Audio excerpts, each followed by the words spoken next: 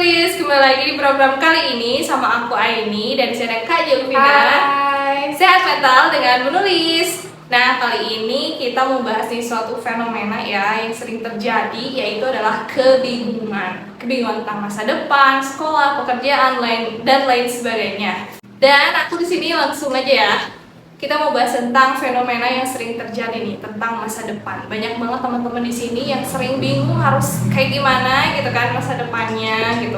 Terus pekerjaannya harus gimana? Apakah dia harus menjadi apa? Apakah dia harus berusaha punya usaha gitu kan? Menurut kakak gimana nih? Sebenarnya yang paling banyak ngerasain kebingungan itu adalah di masa transisi ya. Dan sebenarnya kebingungan itu tuh adalah karunia juga dari Allah yang perlu kita syukuri dan perlu kita olah. Gimana caranya kebingungan itu bisa memberikan keberkahan gitu dalam hidup kita. Jadi sebenarnya ya kebingungan itu tuh bagus banget karena kita tuh mau menemukan mana jalan yang benar nih yang aku tempuh. Bisa kita bayangin kalau misalnya kita mau belanja baju, tapi kita nggak bingung mau milih yang mana. Kita ambil ini, nggak ada rasanya ya sih. Nah jadi justru kebingungan itu saat kita berhasil memutuskan dan itu tuh jadi malah ada rasanya karena aku bisa dapetin manfaatnya sebanding dengan resiko yang akan aku hadapi gitu kan. Jadi ya nggak apa-apa kalau teman-teman sedang berada di persimpangan jalan dan kamu bingung, itu it's okay banget. Tinggal tugas kita adalah menentukan, mengambil keputusan kita mau pilih jalan yang mana gitu kayaknya. Insyaallah ya. Jadi jangan terlalu Overthinking. Iya, overthinking gitu kan, kaku gitu. Oke, apa sih Kak dampak kalau kita gak bisa keluar dari kebingungan itu? Yang jelas kita akhirnya jadi ngalir aja kayak air. Mungkin banyak ya orang di sini yang dia pengen ngejalanin hidup kayak air yang mengalir aja, cari aman. Istilah kata kita di zona nyaman lah gitu ya, kita nggak keluar dari zona nyaman itu dan enak banget gitu kan. Ya kita nggak bakalan bertumbuh. Apalagi misalnya kita malah menikmati kebingungan itu. Justru kita bakalan bingung di atas kebingungan kita sendiri. Jadi kebingungannya itu double teman-teman. Nah teman-teman yang mungkin sekarang lagi bingung itu syukurin dulu aja kebingungan itu. Kalau enggak, apalagi kalau misalnya Daniel, kita berusaha untuk menepis rasa bingung itu, kita berusaha untuk aku baik-baik aja, ini udah pilihan yang benar kok. Padahal bingung itu kan alarm ya dari Allah. Bisa jadi kita Allah mau ngasih tahu bahwa jalan yang ini itu salah. Allah mau ngasih tahu kalau di sini ada jalan yang benar buat kamu, yang cocok buat kamu. Dan kalau kita Daniel, kita abaikan semua itu ya kita bisa jadi tersesat sih. Kayak ini aja kayak kita kali mau jalan. Kita kan kalau kita bingung, wah aku harus lihat GPS nih. Tapi kalau misalnya kita tetap aku bingung pilih jalan yang mana, terus kita pilih sesuka hati aja gimana? Nyasar dong. Dan kalau misalnya itu kebingungan kita terus menemukan kita untuk memutuskan melihat GPS, kan itu adalah sebuah keputusan yang ternyata itu bisa memudahkan kita. Kalau kita terbuai dengan rasa kebingungan dan muter-muter di situ aja, kita bakal tersesat, bahkan bisa putus asa, bisa hilang harapan, frustasi, dan jadi nggak bisa nikmatin hidup ini. Jadi kita harus benar-benar mengetahui ya apa yang kita inginkan, apa tujuan kita gitu. Oke, nah gimana sih supaya kita tuh nggak tersesat gitu kan? Nah caranya tuh harus gimana? Menurut kakak gimana? Oke, yang pertama kali banget bisa kita lakukan adalah kita menerima kebingungan itu. Jadi kita terima dulu kebingungan itu, karena dengan kita udah menerima kebingungan itu, kita jadi lebih tahu what the next. Kalau misalnya kita skip kebingungan itu, ya kita nggak bakalan bisa memutuskan sesuatu yang itu bisa berdampak buat diri kita gitu teman-teman.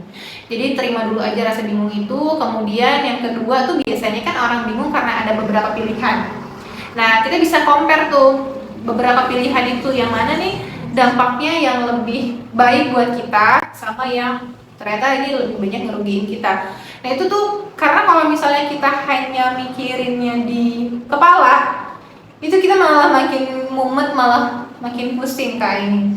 Jadi enak banget tuh kalau kita lagi bingung dengan beberapa pilihan, kita bisa tulis nih, yang mana sih yang lebih menguntungkan aku. Misalnya teman-teman waktu lagi di masa transisi, teman-teman mau pilih kerja, mau jadi freelancer, mau buka bisnis. Nah itu dari 3 pilihan itu bisa dipilih jangka panjangnya, yang kerja buat aku apa, jangka pendeknya apa, impactnya buat aku apa, resiko yang akan aku tanggung apa, kemudian yang menguntungkan buat aku apa, itu ditulis semuanya.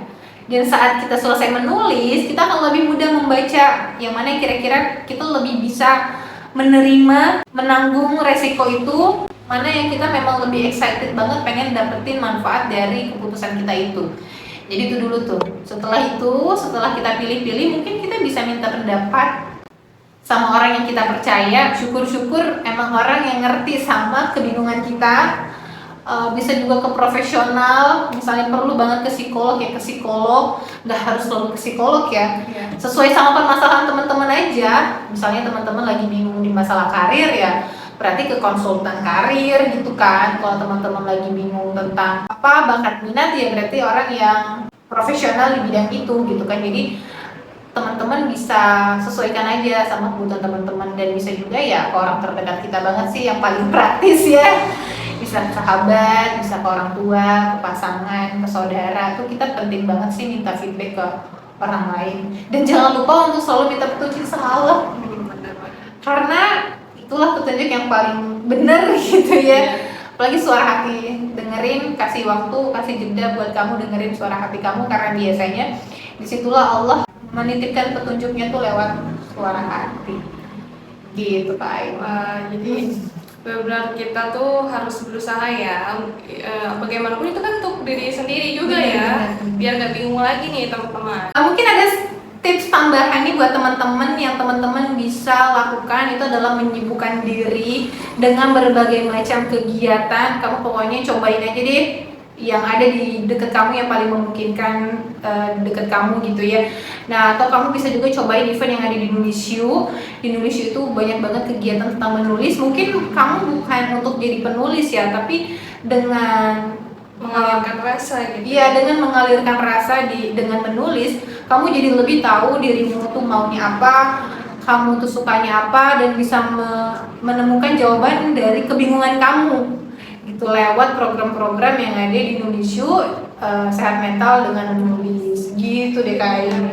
Nah teman-teman juga bisa langsung kunjungin Instagramnya Nulisyu ya, buat lihat-lihat event yang menarik gitu, event-event yang sedang berlangsung itu apa, bisa banget dikepoin aja ya. Nah selanjutnya nih Kak, yang terakhir, pesan dan kesan buat teman-teman yang mungkin masih bingung, terus mungkin masih sedang menjalaninya tapi mungkin udah nggak suka gitu di jalan itu, harus gimana sih Kak? Terima dulu aja rasa bingung itu, nggak apa-apa, setiap orang tuh ngerasain kebingungan kok.